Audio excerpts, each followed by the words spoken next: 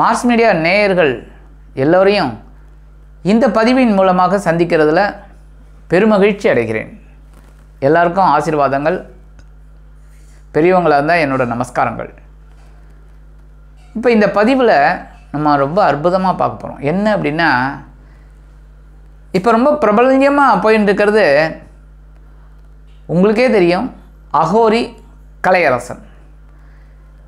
இவரை பற்றி மீடியாவில் ரொம்ப அற்புதமாக போயிட்டுருக்கு. உங்களுக்கு நிறைய தெரியும். யூடியூப் சேனலில் நிறைய போயிட்டுருக்கு, டிவி சேனலில் எல்லாத்துலேயுமே அகோரி கலையரசன் அப்படின்னாலே அது ஒரு பிரபல்யமாக போயிட்டுருக்கு. இப்போ அவரை பற்றி தான் நம்ம சில தகவல்களை சேகரிக்க போகிறோம். என்ன அப்படின்னா, இந்த கலையரசன் அப்படிங்கிறவர் முன்னாடி எப்படி இருந்தார், இப்போ அகோரியாக எப்படி மாறினார் அப்படின்னு அவரே சொல்லியிருக்கார். திருமணமானோடனே நான் இது பண்ணேன், அதுக்கப்புறம் இல்லறத்தை விட்டு விலகினேன், அதுக்கப்புறம் இந்த மாதிரிலாம் ஆனது அப்படின்னு சொல்லி அவரே பேட்டியில் கொடுத்துருக்கார். நிறைய விஷயங்களை சொல்லியிருக்கார். ரொம்ப சந்தோஷம். இப்போ அவரோட ஜாதகம் எப்படி இருந்தால் இந்த மாதிரி ஒரு அமைப்பு அவருக்கு ஏற்படும்? இப்போ எல்லாரும் திடீர்னு சாமியார் ஆகிட முடியுமா? நான் இருக்கேன், நீங்கள் இருக்கீங்க, அவர் இருக்கார், இவர் எவ்வளோ இல்லை, கோடிக்கணக்கில் உலகத்தில் மக்கள் இருக்காங்க. எல்லாருமே சாமியார் ஆகிட முடியுமா திடீர்னு? அதுக்கும் ஒரு அமைப்பு இருந்தால் தானே அந்த யாராக இருந்தாலுமே சாமியார் ஆகிறது, இல்லைனாக்கா ஒரு ஆன்மீகத்தில் ஈடுபாடு பண்ணுறது, இதெல்லாம் எல்லாரும் ஆன்மீகத்தில் இருக்கலாம். ஆன்மா ஈடுபாடுங்கிறது வேறு. அந்த ஆன்மீக ஈடுபாடு அகோரியாக இந்த கலையரசன் எப்படி மாறினார், என்ன மாதிரி ஒரு அமைப்பு இருந்தால் எப்படிப்பட்ட இந்த ஒரு வாழ்க்கை அவருக்கு கிடைச்சிருக்கும்? இப்போ ஒரு பிரபலமாக இருக்கார் அப்படின்னா எப்படி அப்படின்னா, ஆக்சுவலாக பார்த்தீங்கன்னா அவருக்கு 2ஆம் இடத்துல தன வாக்கு குடும்பஸ்தானமாகி 2ஆம் இடத்துல சந்திர பகவான், கேது பகவான், குரு பகவான், இவங்க 3 பேரும் இருக்கலாம். இது எல்லாமே உங்களுக்கு சில விஷயங்கள் சொல்கிறேன், நீங்கள் அதை அனலைஸ் பண்ணுறது நல்லது. சந்திரன், கேது, குரு இந்த 3 பேரும் சேர்ந்து இருக்கிறது வாய்ப்பு நிறையா இருக்குது. 2வது வாய்ப்பு அப்படின்னு பார்த்தீங்கன்னா, குரு தசை நடந்துட்டுருக்கும். இல்லை அப்படின்னா சனி தசை நடந்துட்டுருக்கும். அதுவும் இல்லை அப்படின்னா கண்டிப்பாக கேது தசை நடந்துட்டுருக்கும். கேது தசை கண்டிப்பாக நடந்துட்டுருக்கும். ஏன் அப்படின்னா, இந்த ஆன்மீகத்தில் ஈடுபாடு கொடுக்கறதே கேது பகவான் தான். குரு அறிவுக்கு வித்து. நீங்கள் சொல்லலாம், புதன் சொல்லலாம். ஆனால் புதன் அறிவுங்கிறத விட புதன் எப்படின்னா நல்லா தெரிஞ்சுக்கோங்க, புத பகவான் அறிவை வச்சு ஒரு அறிவாளியாக ஆகக்கூடியவர். அந்த அறிவை வச்சு எப்படி பொருள் ஈட்டலாம் அப்படிங்கிற ஒரு எண்ணம்.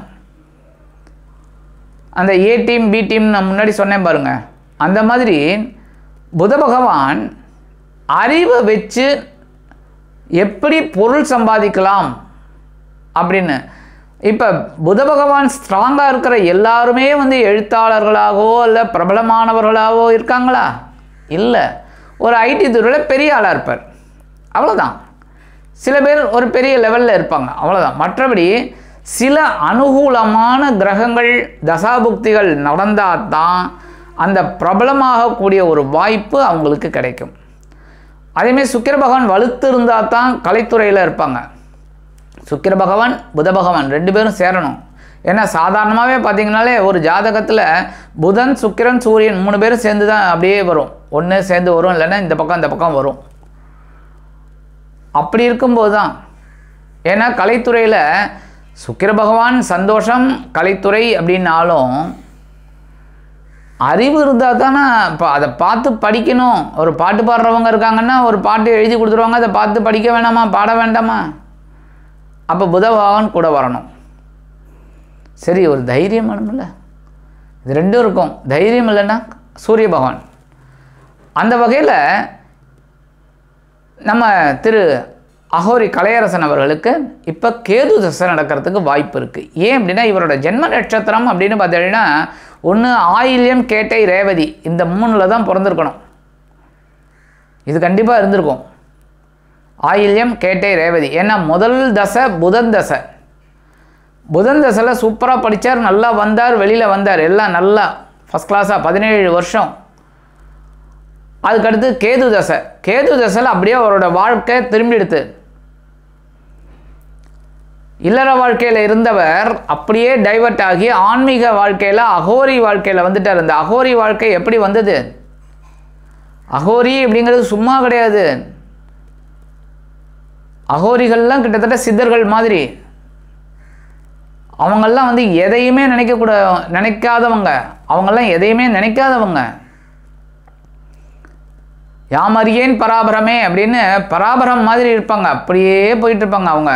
அவங்க என்ன இலக்கு அப்படின்னு தெரியாது. இலக்கெல்லாம் கிடையாது. இப்போ நம்ம வந்து ஒரு இலக்கை வச்சு பேசுகிறோம், நடக்கிறோம், பழகிறோம், எல்லாமே நம்ம ஒரு இலக்கை வச்சு தான் போயிட்டு இருக்கோம். இலக்கு இல்லாத வாழ்க்கை வேஸ்ட்டு. ஆனால் அவங்க இலக்கு இல்லாமல் பகவான் கடவுள் ஒன்றே அப்படின்னு அப்படியே போயிட்டுருப்பாங்க. வாழ்க்கையை அப்படியே வாழ்ந்துட்டுருப்பாங்க. அந்த வாழ்க்கை வாழறவங்க பெரிய ஞானி. அதுக்கு தான் சொன்னேன் குருவுக்கும் மேலே அவங்க அப்படியே ஒரு குரு லெவல். குருவுக்கு மேலேன்னு சொல்லக்கூடாது, குரு லெவல். குருங்கிறவர் பெரியவர், அவருக்கு கீழே நம்ம. அந்த வகையில் இந்த அகோரி அப்படிங்கிறது பெரிய விஷயம். அந்த அகோரிங்கிறது எப்படி வந்தது அவருக்கு? அந்த ஞானம் எப்படி வந்தது? சரி, அந்த தொழிலை ஏன் தேர்ந்தெடுக்கணும்? அந்த இடத்துக்கு அது ஏன் போகணும்? ஏன் உலகத்தில் வேறு எந்த துறையுமே இல்லையா? வேறு எந்த இதுவுமே இல்லையா? இருக்குது. ஆனால் அவர் அந்த இதுக்கு போகிறார் அப்படின்னா ஆன்மீகம் கண்டிப்பாக இருக்கணும். ஆன்மீகம் இருக்குனால கேது வரணும். அங்கே கேது தான் ஞானத்தை கொடுக்குறவர். வேறு எந்த கிரகமும் ஞானத்தை கொடுக்க மாட்டார். சூரியன் தைரியத்தை கொடுப்பார், சந்திரன் பாசத்தை கொடுப்பார், செவ்வாய் வீடு, மனை, வாகனம் இதெல்லாம் கொடுப்பார், உடன்பிறப்பை கொடுப்பார், குரு அறிவை கொடுப்பார். அறிவு வேற, புத்தி வேற. புதன் புத்தியை கொடுப்பார், சுக்கிரன் சந்தோஷத்தை கொடுப்பார், சனி பகவான் இதெல்லாம் வந்து ஒழுங்காக பண்ணு அப்படின்னு ஒரு உயரிய நிலையை கொடுப்பார். ராகு பிரம்மாண்டத்தை கொடுப்பார். டேய், நீ இதெல்லாம் வந்து சந்தோஷமாக என்ஜாய் பண்ணுறதுக்கு தான் இந்த உலகத்துக்கு வந்திருக்க, பிரம்மாண்டத்துக்காக தான் வந்திருக்க அப்படிம்பார். கேது தான் ஞானத்தை கொடுப்பார். இது எதுவுமே வாழ்க்கை இல்லைப்பா. நீ என்ன தைரியமாக இருந்தாலும் ஒரு நாள் இந்த பூமியை விட்டு போகிற. எந்த பந்த பாசத்தோடு இருந்தாலும் நீ வந்து எதுவுமே நிரந்தரம் கிடையாதுன்னு தெரிஞ்சுக்கோ. அடுத்து உடன்பிறப்பு. நீயே இல்லைங்கும்போது உடன்பிறப்பு என்னையா? அடுத்தது அறிவு. அறிவு இருந்தால் பொழைச்சிக்கலாம். அறிவு புத்தி இருந்தால் பொழைச்சிக்கலாம். அவ்வளோதான் இந்த வாழ்க்கை வாழற வரைக்கும். அடுத்து சுக்கிரன். என்ன சந்தோஷமாக இருந்தாலும் எல்லாருக்கும் வியாதி வரும்ப்பா. அதன் மூலமாக ஒரு அனுபவம் உண்டு.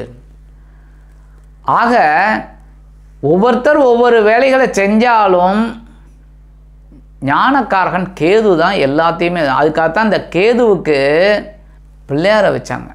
ஏன்னா விநாயகர் முழு முதற் கடவுள், அவருக்கு மிஞ்சின தெய்வம் கிடையாதுன்னு எல்லாமே முதல்ல விநாயகர் பூஜை பண்ணிட்டு தான், கணபதி பூஜை பண்ணிட்டு தான். அதேமாரி ஹோமங்கள்னு எடுத்தால் கூட கணபதியை வழிபாடு பண்ணி கணபதி ஹோமம் பண்ணிவிட்டு அதுக்கப்புறம் தான் எல்லா ஹோமங்களும். ஸோ கணபதிக்கு அங்கே இது ஏன் அப்படின்னா ஞானம் கொடுக்குறவர் கேது. கேதுவுக்கு அதிதேவதை விநாயக பெருமானை வச்சாங்க. ஸோ இந்த கேது தசா நடக்கிறதுனால இந்த திரு அகோரி கலையரசன் இந்த ஆன்மீகத்தில் அகோரியாக மாறியிருக்கார், வந்திருக்கார். அவர் எப்படி இப்படின்னு நான் அவரை பற்றி ஆராய்ச்சி பண்ணலை. அது நம்மளோட வேலையே கிடையாது. புரியுதா? நம்ம அவரை பற்றி ஆராய்ச்சி பண்ணி அது சரியா தவறா அந்த இதுக்கெல்லாம் நம்ம வர வேண்டிய அவசியமே கிடையாது. அவரோட ஜாதகத்தை பற்றி மட்டும்தான் பேசின்னு இருக்கோம், இப்படி இருக்கலாம் அப்படின்னு. அடுத்தபடியாக அவரோட நட்சத்திரம், ஜென்ம நட்சத்திரம் சொன்னேன், ஆயில்யம், கேட்டை, ரேவதியாக இருக்கலாம்னு. இல்லை அப்படிங்கிற பட்சத்தில் அஸ்வினி, மகம், மூலம். கண்டிப்பாக மூலா நட்சத்திரம் இருக்கிறதுக்கு வாய்ப்பு இருக்குது. ஏன்னா பற்றற்று இருக்கார். மகம் அப்படிங்கும்போது இங்கேயும் அங்கேயும் இருக்கலாம். அஸ்வினியும் அங்கேயும் இங்கேயும் இருக்கலாம். ஆனால் இந்த மூலம்ங்கிறது ரொம்ப தெளிவாக இருப்பாங்க. ஆஞ்சநேய சுவாமி தெளிவாக இருப்பார். அந்த வகையில் அவரோட ஜென்ம நட்சத்திரம் மூலமாக தான் இருக்கும்னு என்னோட கணிப்பு.